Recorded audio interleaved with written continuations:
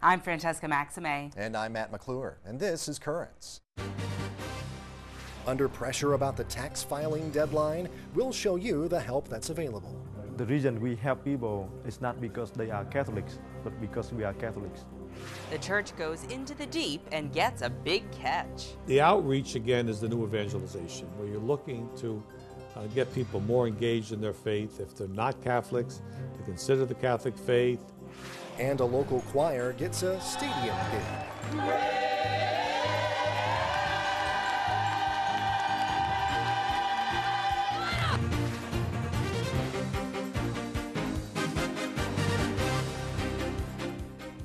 Well, good evening and thank you so much for joining us. It is almost here, less than a week away, in fact, the deadline to file your personal income taxes. Fun. Well, if you've waited until now to start working on it, you might be feeling the pressure a little bit.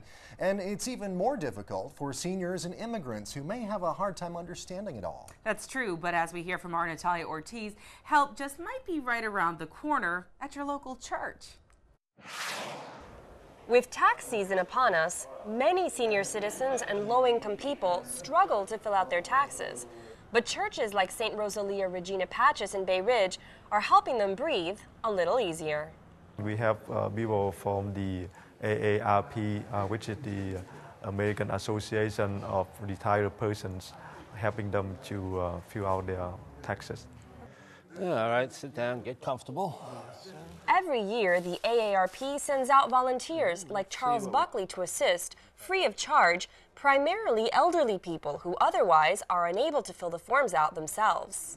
You know, I think for most people, they're just apprehensive. You know, they're a little bit intimidated by the forms. They're a little intimidated by the instructions. They don't feel that they really understand what's required of them, what they should do. And, you know, so they come and seek that assistance. But for people like Manuel Durand, it's not only about help with convoluted tax forms, it's also about convenience. I used to go to another place, but they charge too much. So I called to AARP and they give me the address near the neighborhood I'm living. Many immigrants also struggle with the forms. Among the Asian population whom I work with most of the time, a lot of time they do not think that it's important to file the income taxes. They say that I already paid the tax, why do I have to file this? So they don't see the importance of it. St. Rosalia Regina Pacis, as well as other churches in the area, donate the space, thus helping not only their parishioners, but anybody who needs tax preparation services. The reason we help people is not because they are Catholics, but because we are Catholics. Jesus' instruction to welcome everyone unconditionally. It's a good feeling when you see the people appreciate it. Now, occasionally we have a person that's not so nice, but oh well, that's part of the territory. I love what the priest just said there. We help them not because they're Catholic, but because we're Catholic. That's right. Welcoming everybody in, and of course, you know, seeing that friendly face there is always a good help. You might say, might not always be as friendly. You might get the person who, as he was alluding to there, might not be quite as nice as some of the others every once in a while. But you know. Have you done yours? I have done most of mine. I have one more that I have to file, but I've got most of my taxes taken care of, yes. Very good. I know. I did mine too already. So yeah. Painful, but necessary. Oh, definitely. And the 15th is just around the corner. Well, stay tuned. When we return here on Currents, we'll have the day's headlines, including some of a couple of big retirements ahead in Washington.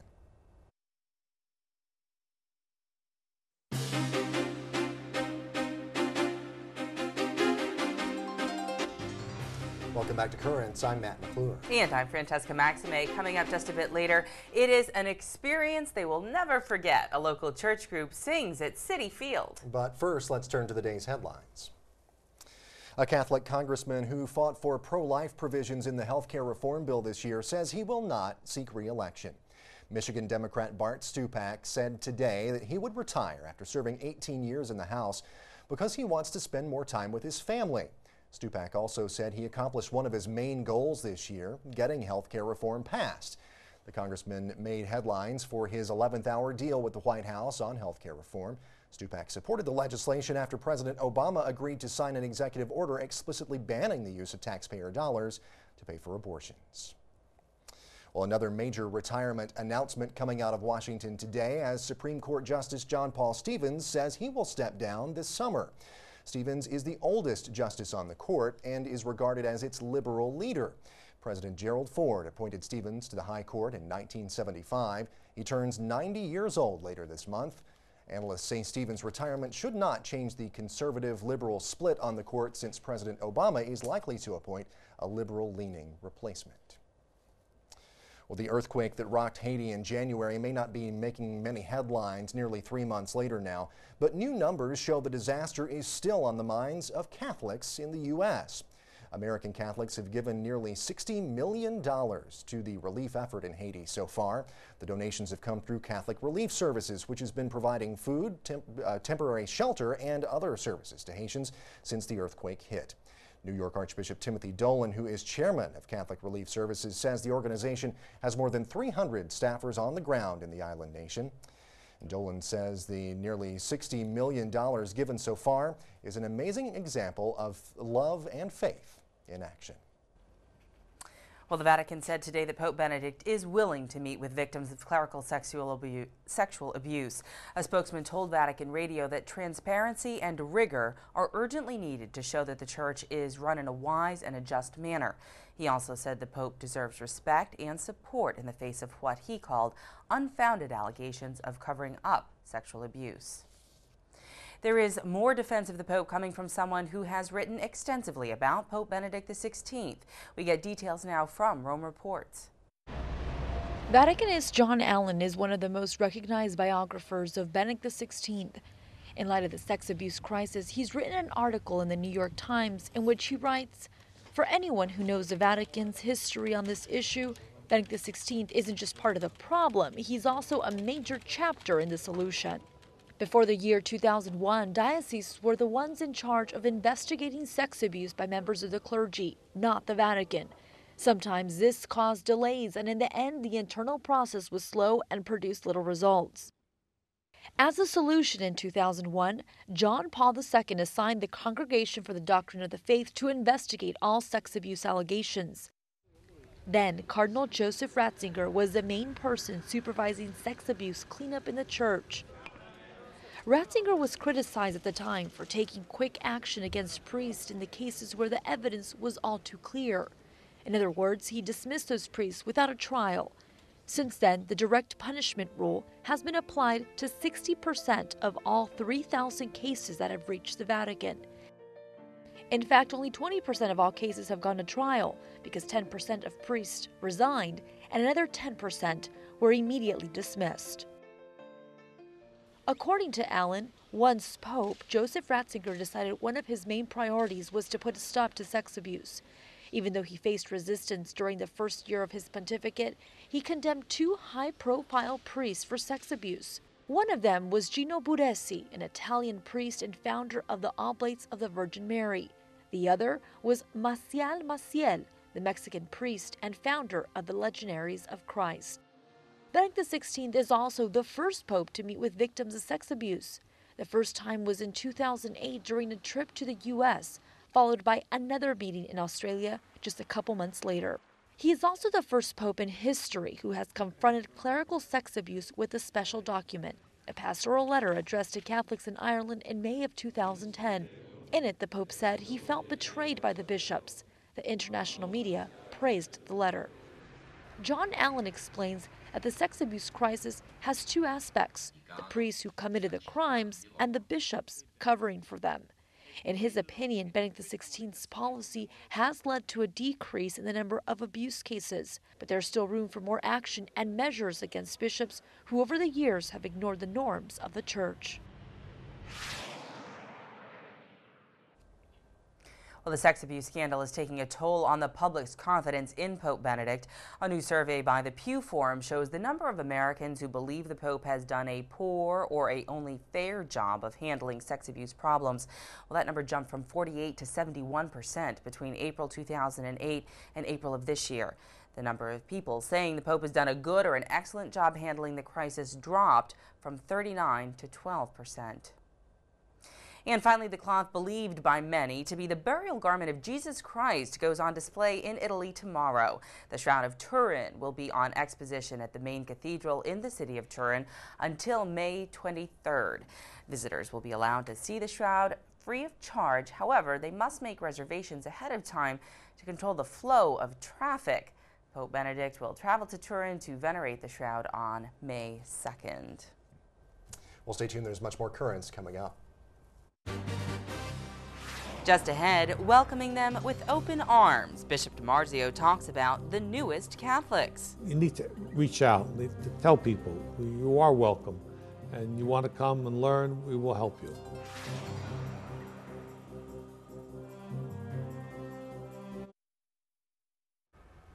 Welcome back. Well, last weekend at Easter, you probably noticed the pews at your parish were a little crowded. They tend to be. Sure. Well, the church in Brooklyn got a little bit bigger as well. Hundreds of people joined the Catholic Church at the Easter Vigil here in Brooklyn and Queens. Tens of thousands joined across the country. I sure did. And shortly before Easter, we sat down to talk to Bishop DiMarzio about what that really means. Tonight, he goes into the deep to share his thoughts about the rite of Christian initiation for adults, or RCIA, and how the church can attract more people to the faith. Well, Bishop DiMarzio, thanks for joining us once again here on Currents. We appreciate it. Good to be here. Well, there are hundreds, I believe, of people joining the Catholic Church in the Brooklyn Diocese at Easter, set to do that here coming up. What's the significance of that number of people? Well, it's a rather large number. It's over 350, I believe, and we had 900 people at the initial rite of at the beginning of Lent, when everyone comes who is either going to become a Catholic or who was a Christian and wants to join the church, or someone who maybe was never catechized, never received their communion or confirmation, and they're adults now. So there was 930, I think, at that ceremony. Wow. And it's sort of known as the RCIA process now. Talk to us about how it's different today than it was maybe 4 or 5 decades ago.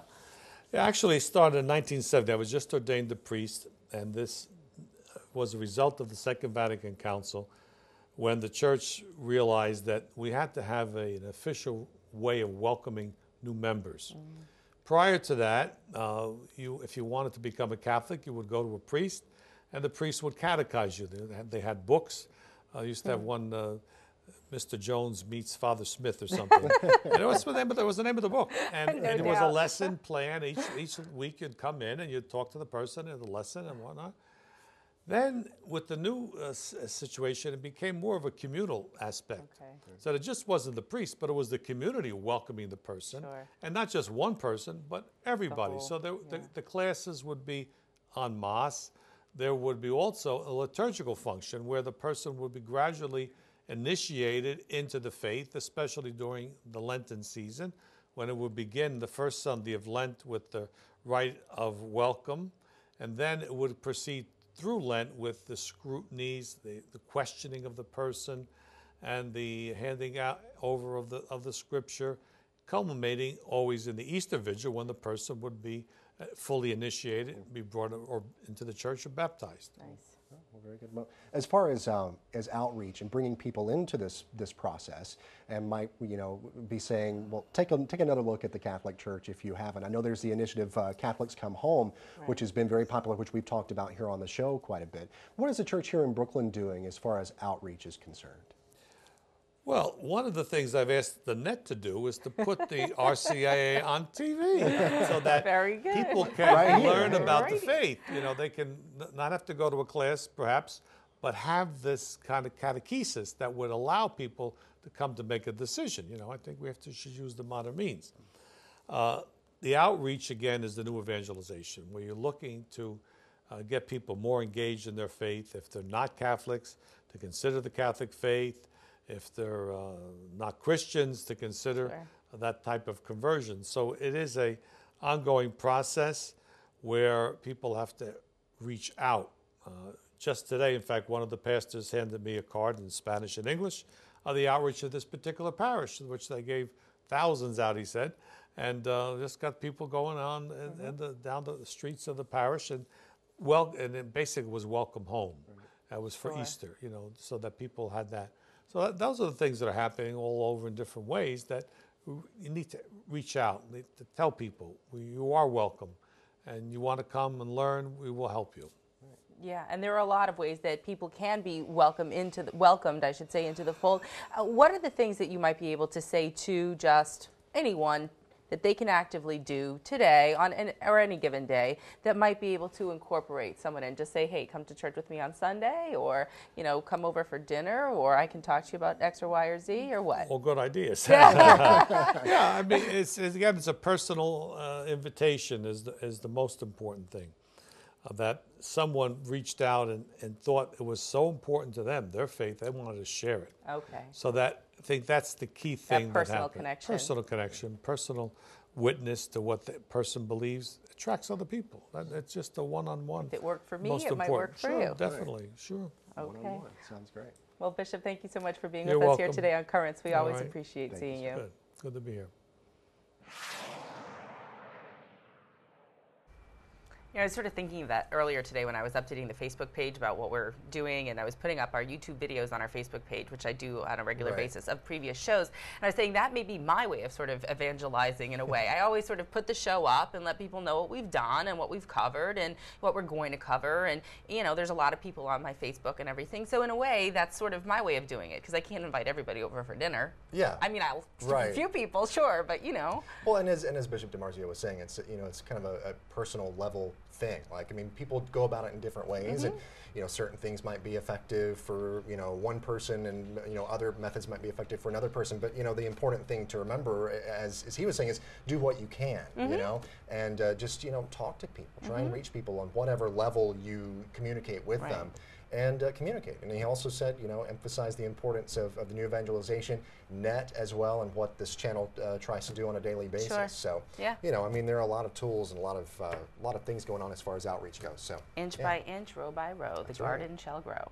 A reminder, you can always check out Bishop DiMarzio's weekly column in the Tablet, Putting Out into the Deep. Just visit thetablet.org. Well, stay with us. There's much more Currents coming up ahead. When we return, Mets fans get a local musical experience. We didn't expect to be here in the 30,000 people so quickly, but we're here, we're ready, and we're grateful.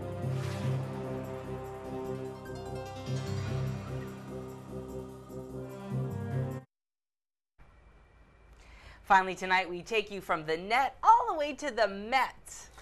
Really, we do. The baseball season has just begun, and recently a singing group from Sacred Heart Parish in Cambria Heights got a once-in-a-lifetime chance to sing the national anthem out at Citi Field in Flushing. Nice. Yeah, I've done that. Getting ready for it. You love it? Yeah, you did. Well, you did the pitching. Anyway, well, it was all part of a fundraiser for Haiti, which we mentioned earlier in the show as well. The group taking part was The Experience. You might remember them as we profiled them just a few months back, and you're about to see that it turned out to be quite an experience for them.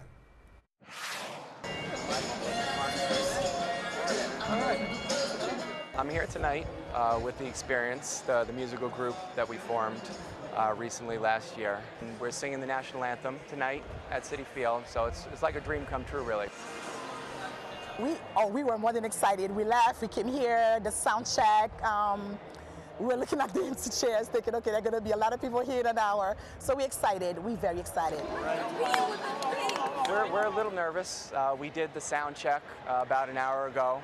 And, obviously none of us have ever been on a baseball field singing the national anthem. So we're a little nervous, but I think it was good to get that out of our system. Everybody's doing a little relaxing right now, and we're getting ready to go out there. But I think we're going to be fine when we go out there. So I hope it turns out well. Tonight is important because in light of the earthquake in Haiti, it's part of our fundraising effort to help not only to raise money and awareness, most especially about the issues of Haiti. So as part of our different fundraising efforts, this is one. This is our first Haitian Heritage Night. Mets extended a courtesy to us, and we gladly accepted. And we had done it in conjunction with Sacred Heart Church. So the group from Sacred Heart Church coupled with us to really do this. And we have more than 1,000 friends of Haiti and Haitians coming to the stadium tonight to celebrate Haiti. There's a large percentage of the Experience members and the Sacred Heart community that comes from Haiti. So it's very important for us to be involved with this event tonight. And you know, I'm proud to be part of it. We had our concert last year, and we finished our album last year. But to perform at Citi Field in front of this many people, you know, at this kind of opportunity, it's incredible. We didn't expect this so quickly. We expected it, but we didn't expect it so quickly. And we didn't expect to be here in the 30,000 people so quickly, but we're here, we're ready, and we're grateful. About 6:30, we're going to meet here in the Rotunda. They're going to walk us through some of the tunnels here at Citi Field. We're going to go out there, we're going to sing it, and then after that, we'll hope that it's a good game. So we're all excited, ready, we're ready, nervous, but very much ready.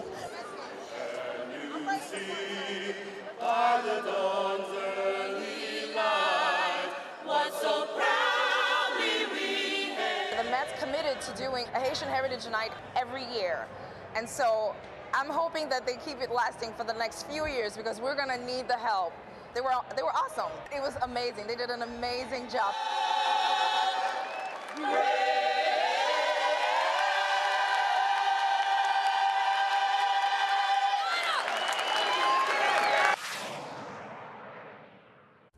A very appreciative crowd there at Citi Field. I like it. That's so cool. I'm getting goosebumps, and it's not just because the AC's working again. I know. It's actually cool in here. But no, it was a very cool thing, and that is an experience for the experience. And you know, I actually was part of a group that sang the national anthem at the Georgia Dome one time when I was in Georgia, and it was a small a cappella group that I was part of, and it's just so cool to be down there, and you look up on the big jumbotron and you see your face. Yeah. And, you know, and then like who was coach of the Atlanta Falcons at the time, Dan Reeves, came up to me, legendary football coach, came up to us and shook our hands and was just the nicest guy, and I was like, I'm never washing my hand again. Right, you know? right. It was just, it's such a cool thing when you can do something like that. Well, what an honor, and I mean, they sounded terrific, and it's just so nice to know that they were invited to go and do that, Yeah. and obviously... Especially for a good cause, yeah.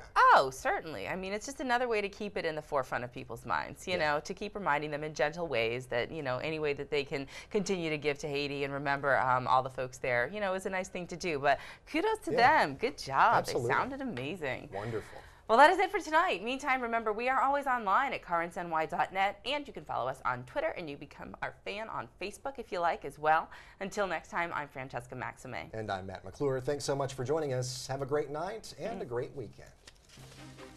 You sounded really good.